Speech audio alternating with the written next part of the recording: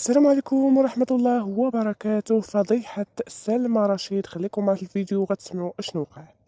الفنانة سلمى رشيد اللي يعني كنشوفوها بعيدة كل البعد على شي حاجة سميتها فضيحة، أولا شي حاجة اللي تدير على شي شبهة، ولا يعني مولفة أنها كتغني في حفلات راقية، ويعني ما مولفينش عليها تغني في كباريهات. ولكن فاش حطات واحد ستوري تعرضت لواحد الهجوم اللي كبير بزاف، وانتم غتشوفوا شنو وقع بالضبط.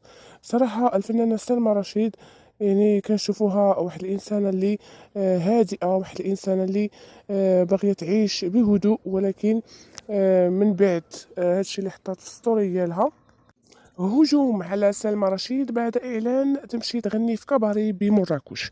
بعد ما حطات هاد الستوري هذا، يعني تعرضت لواحد الهجوم اللي كبير بزاف.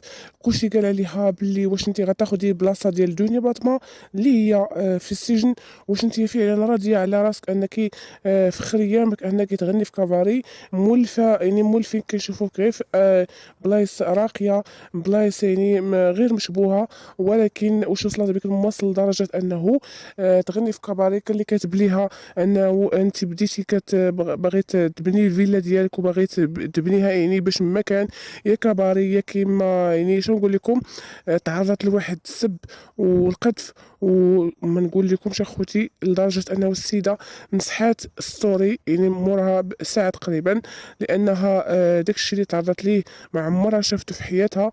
وخصوصا يعني كباري بالنسبه للفنانات راقيين، يعني كاين فنانات كيغنيو في كباريهات، ولكن ما عرفتش علاش هجموا عليها بهذه الطريقه هذه.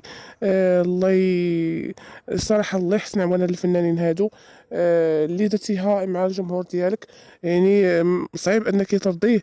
الله يهدي ما خلق، والله يدير لها تاويل ديال الخير ومخرج ديال الخير. شكرا لكم اخواتي، والسلام عليكم ورحمه الله.